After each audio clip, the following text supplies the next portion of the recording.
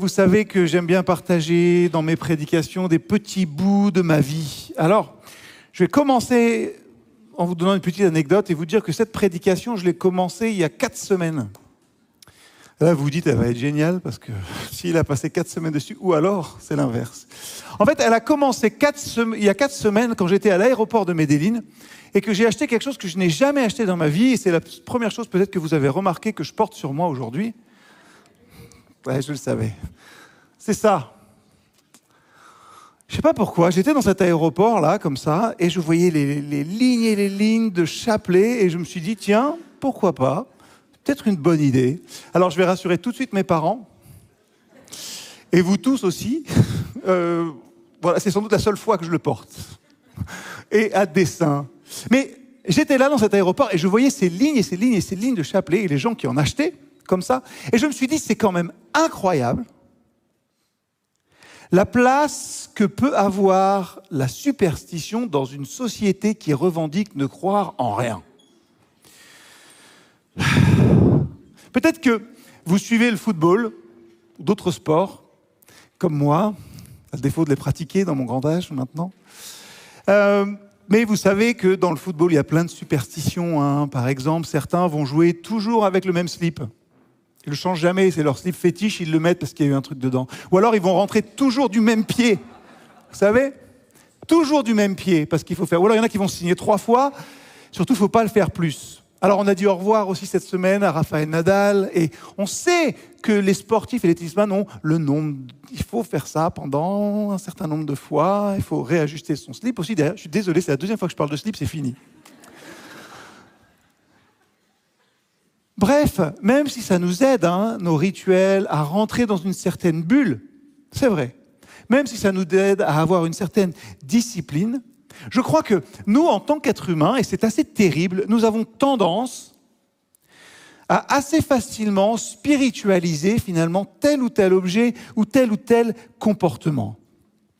Et du coup, ce faisant, on s'invente des croyances sans aucun lien, sans nous préoccuper même une seconde de la personne de Dieu. Nous aimons nos superstitions, nous aimons nos talismans qui semblent nous protéger finalement de ce que nous craignons le plus.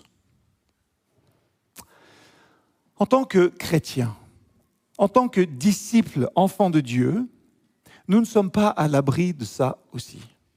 Et trop de chrétiens sont en proie finalement à la tentation d'utiliser de bonnes choses, les bonnes choses que le Seigneur nous donne pour contrôler notre sort, notre vie ou notre journée, en laissant finalement le Seigneur de côté. Et finalement, je le comprends parce que c'est tellement facile. Prenez votre corps par exemple. Je regarde les chaises et je ne sais pas si vous êtes bien installés. Si, ça va ? Ouais, à peu près. Mais j'ai remarqué, et c'est tout à fait normal, que si vous êtes dans une pièce, vous savez, debout, votre corps va naturellement chercher la place la plus confortable pour lui. Là où il va faire le moins d'efforts, là où il va être le plus confort. Vous avez un mur, vous allez vous asseoir, vous allez vous appuyer là-dessus. Vous avez un peu frais, vous avez un radiateur, vous allez vous mettre contre le radiateur. Ce matin, j'aurais pu me dire ce qui est confortable. Non, c'est pas confortable. Je ne m'assieds pas là. On a tendance à aller vers la facilité. Et la superstition, c'est ça finalement, aller vers la facilité. Et vous savez quoi ? En préparant cette prédication, je me suis souvenu de mon talisman préféré quand j'étais au lycée. Vous savez ce que c'était ? C'était ma lecture de la Bible. C'était ma lecture de la Bible entre 6h15, je me lève toujours, à l'époque je trouvais que c'était tôt, maintenant c'est tous les matins comme ça. Ma lecture de la Bible entre 6h15 et 6h25. Et je me disais, si j'avais manqué un petit peu, un jour, ce temps de lecture-là, alors je me dis, cette journée, il y a un truc qui ne va pas aller dedans. Il y a un truc qui va aller de travers. Pourquoi ? Parce que j'avais simplement négligé ce temps de lecture. J'avais manqué mon rituel. Et le problème, c'est que quand j'y réfléchis aujourd'hui, je me rends compte que j'étais moins finalement préoccupé par la sincérité de mon cœur que par le fait de checker, hop là, c'est fait, dévotion aujourd'hui, c'est bon. Vous savez, des fois, vous les marquez même dans votre agenda. Là, j'ai tenu bon, là, j'ai tenu bon, là, j'ai tenu bon, là, j'ai lu, là, j'ai lu, là, j'ai lu, là, j'ai lu. C'est si facile. Mon exemple n'est qu'un exemple, mais on peut transformer n'importe quoi en une pieuse superstition. même notre présence à l'église. Même notre présence à l'église, même notre manière de participer à la vie de celle-là, d'entrer dans un service, d'entrer dans une équipe. Si je viens me montrer chaque dimanche à l'église, si je m'investis au bon endroit, alors Dieu va bénir ma vie. Fonctionne pas souvent comme ça quand même. Certains pourraient même rejoindre, je sais pas, la direction de l'église ou un ministère en se disant « Purée, mais si je deviens encore un peu plus professionnel là-dedans, je vais être encore plus béni. » Alors laissez-moi vous rassurer, aucune de ces activités-là et de ce que vous pouvez faire n'est mauvais en soi. Nul doute d'ailleurs que ce sera même peut-être bénéfique pour votre vie. Sauf si finalement, votre vie chrétienne ne devient rien d'autre qu'une pieuse superstition. Et c'est là la question difficile pour nous ce matin. Parce que ça va nous pousser à écouter un peu ce que je dis, mais surtout nous interroger chacun et chacune spirituellement au fond de nous-mêmes. Je crois qu'il y a une raison pour laquelle même les croyants, on peut avoir tendance à la superstition. Parce que je suis désolé, et vous le savez, mais peut-être je vais vous réveiller, la vie, en général, comme notre vie de foi, c'est souvent difficile et complexe. Pas facile la vie. Et la superstition, dans notre vie de foi, par exemple, et même dans notre vie, réduit cette complexité à une simple équation. Si je fais mes dévotions, j'aurai une bonne journée. Si j'ai un chapelet sur mon rétroviseur ou autour du cou, je ne vais pas avoir d'accident. Certains m'ont raconté à l'interculte les différentes expériences qu'ils pouvaient avoir dans différents pays où on n'attache pas la ceinture, mais on dit « Non mais t'inquiète, il nous arrive rien », en montrant ce qu'il y avait sur le rétro. Bref, les superstitions, en fait, elles sont pour nous presque naturelles parce qu'elles nous donnent l'impression d'un contrôle. Ça nous donne l'impression d'avoir un petit peu de contrôle sur un monde qui est finalement assez terrifiant. Hein. On le vit tous. Il y a des jours avec des mauvaises nouvelles. On le vit tous, il y a des jours avec des accidents, de voitures ou autres, et des pertes. Et Dieu n'a pas promis de nous épargner de telles choses. Donc, quelquefois, peut-être même à notre esprit défendant, nous nous tournons vers des comportements ou des talismans qui, nous le croyons, vont nous assurer une certaine protection. Tant que nous ferons les bonnes choses, nous pensons pouvoir maintenir un certain contrôle sur nos vies, indépendamment des plans de Dieu pour nous. Soyons honnêtes. C'est souvent notre manière de penser. Pensez au nombre de fois, simplement, où vous avez dit « Oh là là, mais qu'est-ce que j'ai fait pour mériter ça ?» Sous-entendu, si j'avais fait autre chose. Et là, on parle de quelque chose de... Si j'avais fait autre chose dans ma vie, ce ne serait sans doute pas arrivé. Les Écritures, ce qu'on va essayer de voir ce matin, nous enseignent que tout l'espoir que nous pouvons trouver dans les talismans est une illusion. Et c'est la même chose pour les bonnes habitudes. Hein. C'est bien d'avoir des habitudes, c'est bien d'avoir des routines, c'est bien d'avoir des choses qui nous disciplinent aussi un petit peu. Ça devient problématique quand les bonnes choses que nous utilisons nous donnent une fausse confiance en ces choses-là et pas en Dieu. Et vous savez, la Bible est remplie de ces exemples. Pensez par exemple à Ésaïe 58 et au jeûne hypocrite.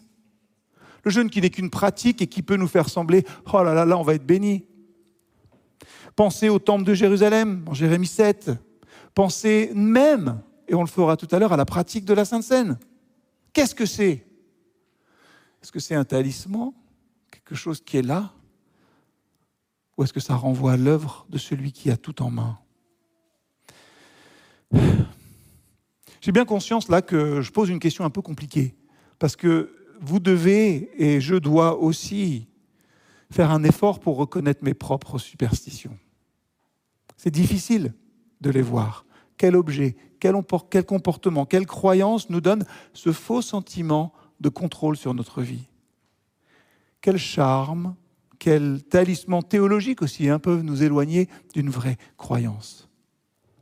Et je crois que la différence entre un comportement pieux et un comportement superstitieux peut être difficile à discerner, parce que ça réside dans nos subtilités intérieures, dans les subtilités de notre cœur, dans nos intentions intérieures.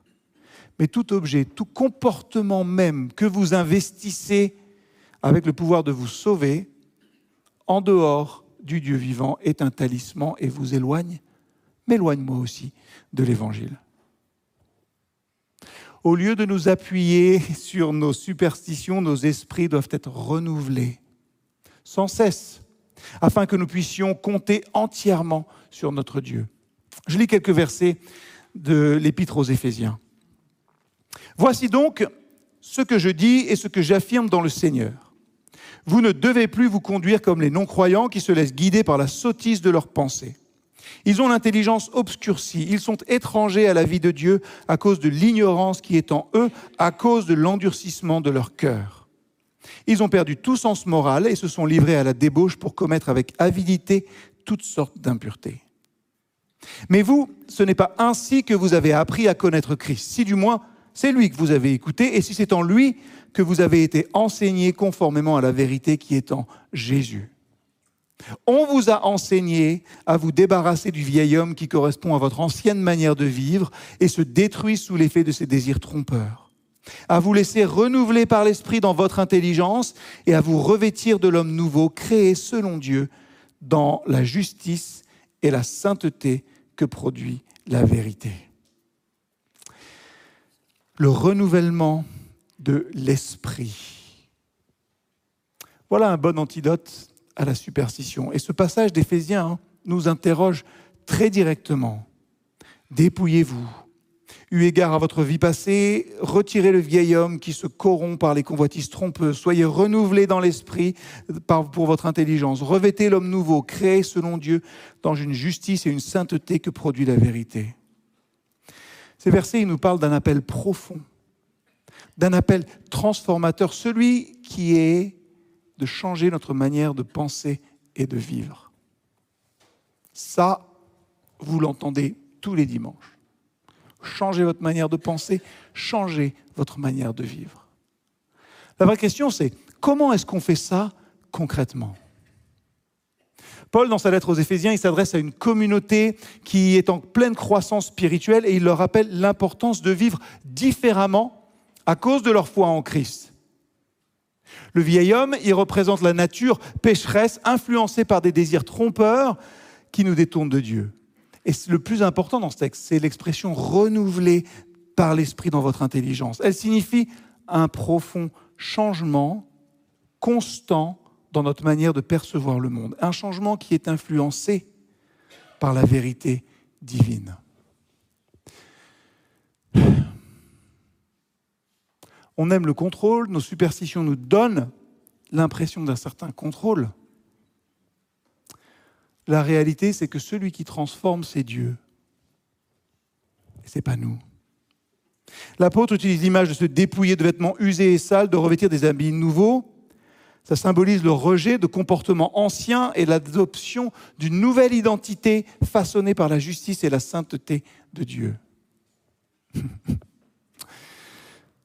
On l'entend, vous l'écoutez, je ne sais même pas comment vous le prenez. La réalité, et je vais peut-être vous décomplexer avec ça, c'est que changer notre manière de penser n'est ni naturel ni facile.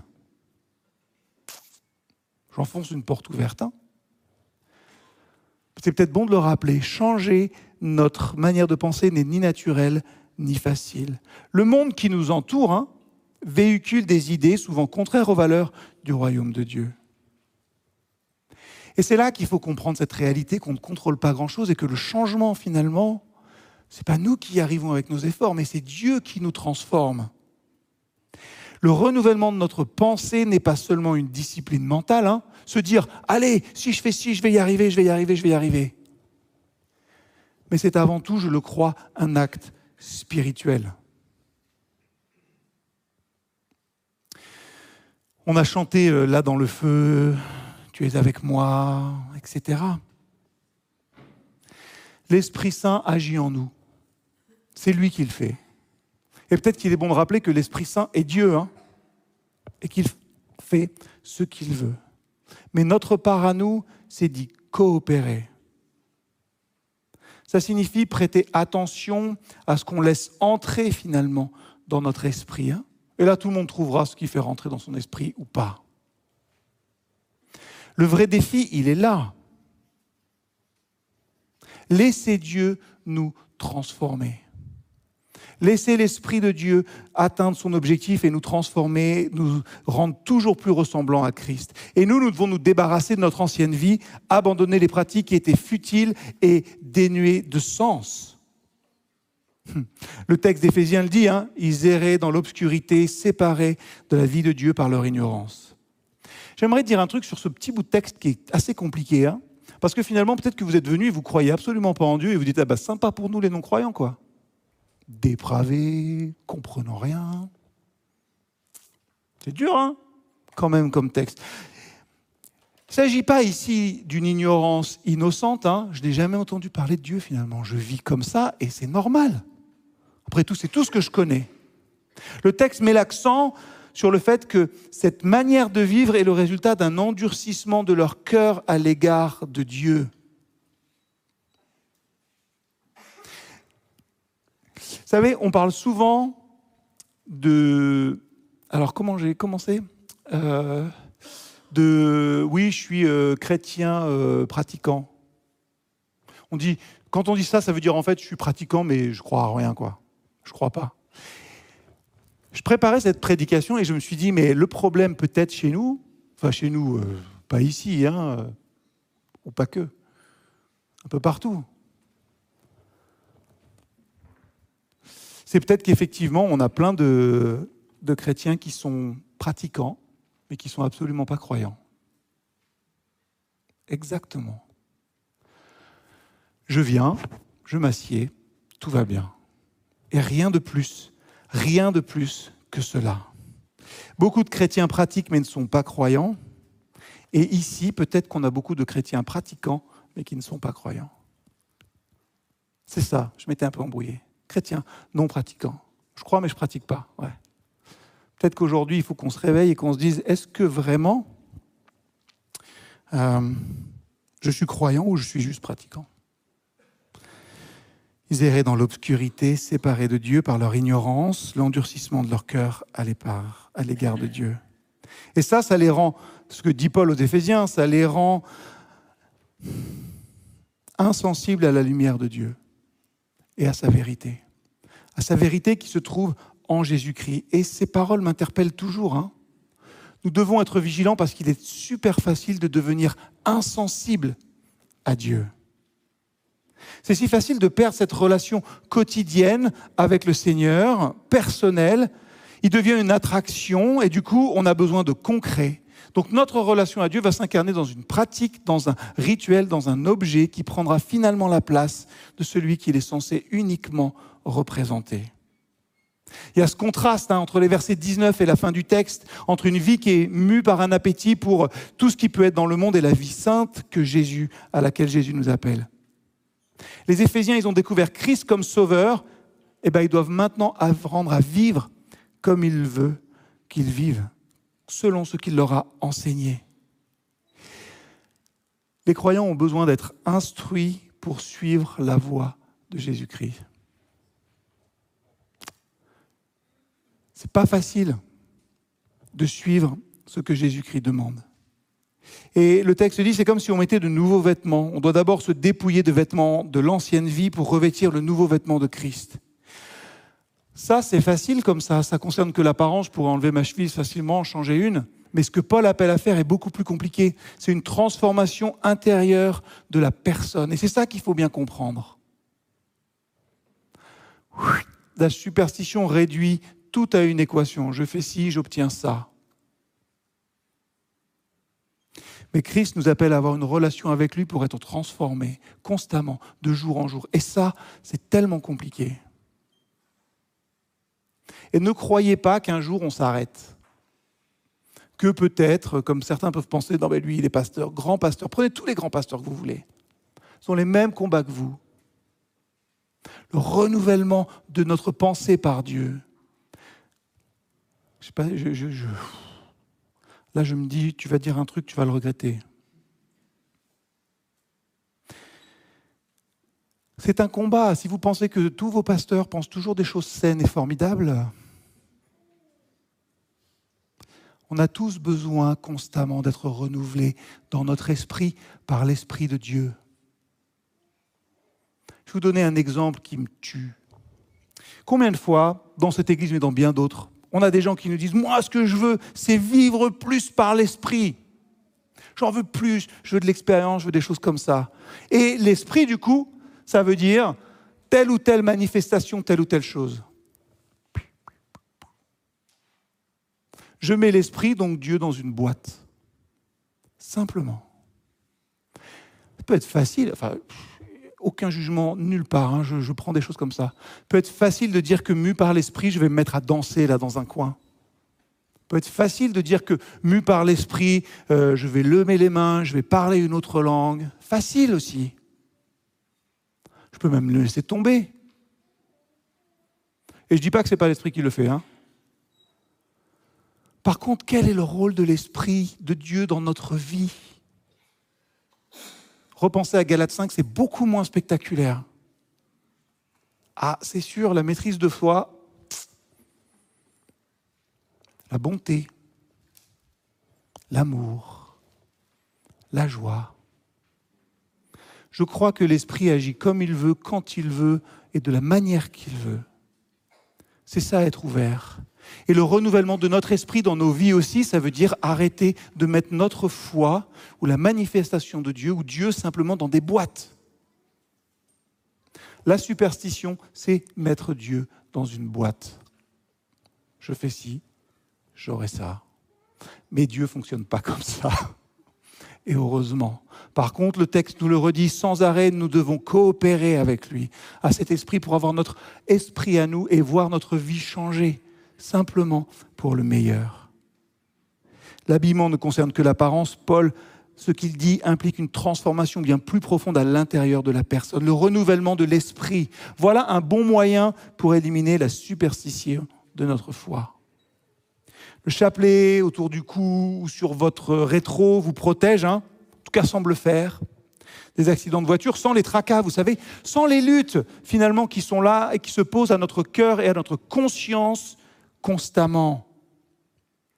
La confiance active en Christ, la découverte de sa volonté par un difficile travail qui est souvent marqué dans notre vie aussi, hein, par la souffrance. Le plus difficile, c'est d'abandonner. Le plus difficile, c'est de laisser. Alors, j'avais un grand-père, moi, qui était paysan. Il y avait un moment que j'aimais particulièrement. Est-ce qu'il y a des enfants dans la salle ? 2 déjà. Ouais, je vois. C'est le moment où on tuait le lapin. Technique ? Non, je rigole, il n'y aura pas de vidéo là-dessus. Pas de vidéo là-dessus. Je pense qu'aujourd'hui encore, je serais capable de le faire. Je ne l'ai jamais fait. Mais je pense que théoriquement, en théorie, on peut faire beaucoup de choses. Et je pense qu'en théorie, je peux le faire. Vous savez ce qu'on attendait tous, pourquoi on était tous réunis ? Alors certains se cachaient les yeux, effectivement, avec les choses comme ça. Bon, je vous parle d'un temps où c'était il y a longtemps. Hein. Ce qu'on aimait, vous savez, c'est qu'à la fin, selon les jours, certains avaient droit à une pâte. Vous savez, les petites pâtes de lapin, là. C'est tout doux.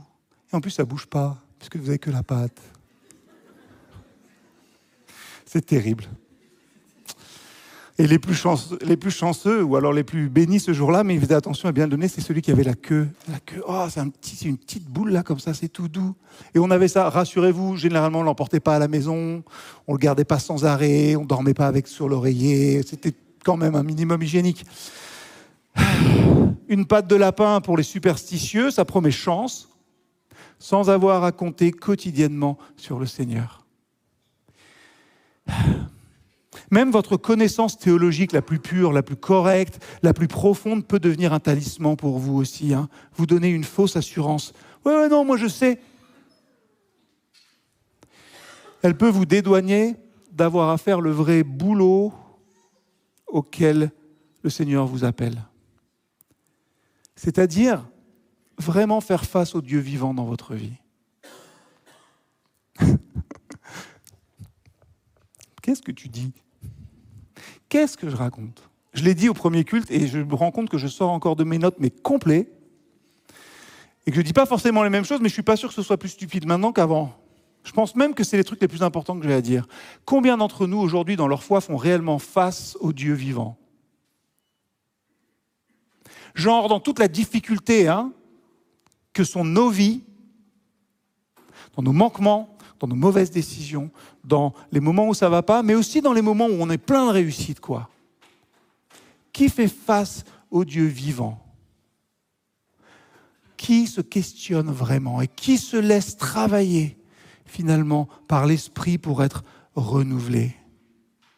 Vous savez, qui fait réellement face ? Et je parle pour moi en premier, parce que ne croyez pas que votre pasteur fait tout bien. Ça lui arrive de faire vraiment des grosses bêtises.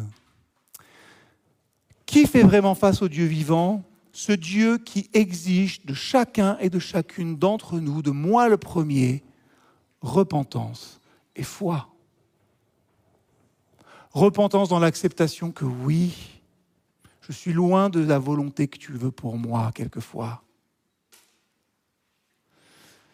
Et pour ça, je ne dis pas que c'est un coup du sort tout ce qui m'arrive, mais peut-être que je dois prendre responsabilité sur ce qui m'arrive aussi. Ce Dieu qui exige de nous véritable repentance et foi, confiance. Dans l'Évangile, on ne nous présente pas un talisman ou une superstition. On nous présente la personne et l'œuvre, le travail du Fils de Dieu, Jésus-Christ, qui nous sauve de nos vies engluées dans le péché. Peut-être faut-il le redire, encore une fois, mais avoir la foi en Christ ne nous donne nullement l'assurance d'une vie exempte de tragédie et de mal. Il n'y a pas eux et nous, miraculeusement sauvés de plein de choses. Alors, on est sauvés de plus important, mais il n'empêche, nous partageons la vie de chacun et chacune. Nous ne croyons pas en Christ, je l'espère, parce que nous pensons, alors si je crois vraiment, fidèlement ça, rien ne va m'arriver. Nous croyons en Christ parce que, comme on l'a chanté, il est digne de recevoir notre adoration, parce qu'il nous a créés et parce que je peux faire l'expérience dans un vrai face-à-face avec lui au quotidien de la réalité de ma foi.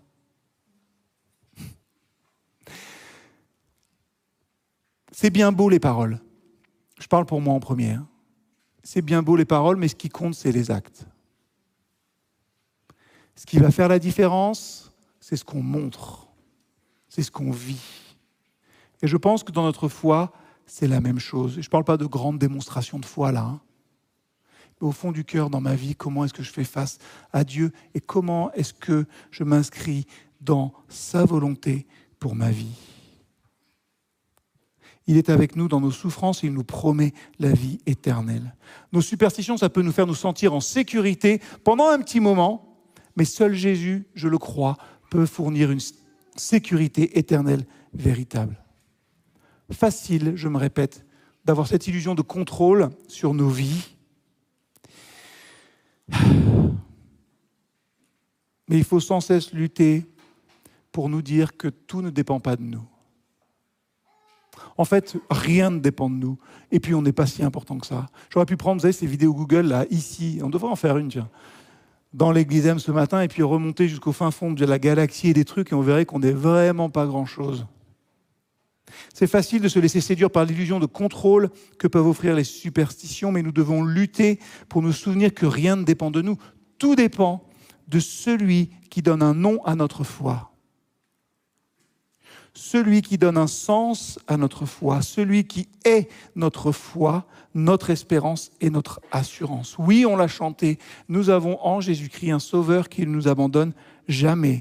Un sauveur qui marche avec nous dans nos épreuves et qui nous donne l'espérance d'une vie éternelle. Ce n'est pas la promesse d'un confort immédiat, mais c'est une promesse de constance de la présence divine et de restauration finale. Alors, peut-être qu'aujourd'hui, c'est simplement le petit rappel que nous devons renoncer à chercher des solutions faciles ou des sécurités illusoires. Approchons-nous de Jésus, non pas comme un talisman magique, mais comme un sauveur vivant. Et ça commence par faire face à lui. Ça commence par lui confier nos vies avec toute leur complexité, leur souffrance, leur lutte, leur questionnement. Il est digne de notre foi et il n'a pas peur de ça. Et c'est en lui seul que nous pouvons trouver justement la véritable sécurité. Je le dis, en tant que chrétien, je pense que les pasteurs n'ont pas le boulot le plus facile du monde, mais je pense que votre boulot à vous, il est très compliqué. Moi, j'ai la chance de vous voir le dimanche matin. J'en reçois certains en entretien. Je vous vois dans des réunions, sourire. Et je dis toujours la même chose. Je vous exhorte. Je vous dis, voilà, vous pouvez compter là-dessus. J'essaie de vous donner des forces. Parce que la mission, elle ne s'accomplit pas avec simplement des pasteurs. Elle s'accomplit avec chacun d'entre vous qui, demain, allez aller au boulot. Vous qui allez aller dans un monde moins protégé que le mien. Hein, parce que moi, tout le monde parle de Dieu tout le temps. Des fois, j'aimerais bien qu'on en parle un peu moins. Le pasteur ne devrait pas dire ça. Sérieusement, c'est vous qui êtes tous les jours en première ligne, qui devez vivre avec des gens qui ne partagent pas les valeurs du royaume de Dieu et qui devez les aimer. Qui devez simplement, parce que vous êtes être témoin là où vous êtes, par votre lumière, parce que ça brille. Et peut-être parfois juste, quand il y a quelque chose et qu'on vous dit, je sais pas, tu touches du bois, croisons les doigts. Vous avez plein de gens comme ça autour de vous, je suis sûr. Simplement me dire, bon, écoute, de toute façon, arrive ce qui arrive, hein, et puis ma confiance, elle est là. C'est juste ça, quelquefois. Pas quelque chose de plus. Merci pour votre service. C'est vous la première ligne, c'est pas moi. Alors, j'espère, et c'est mon dernier mot, je vous le promets, que ce matin soit pour chacun et chacune d'entre vous, et que tous les dimanches matins ne soient pas pour chacun et chacune d'entre vous un espèce de rituel où on vient juste comme ça, mais au contraire qu'il puisse vous servir à renouveler votre foi en celui qui est mort et ressuscité pour chacun d'entre nous, et qui nous invite à marcher dans une relation authentique avec ce que nous sommes, avec lui, tous les jours. Alors, quelle est la réalité de votre foi ? Interrogez-vous cette semaine peut-être. Est-ce qu'elle est juste une pieuse superstition ? Ou est-ce que je suis prêt à faire face au Dieu vivant chaque jour, chaque matin, dans toute la complexité de mon existence ? Amen.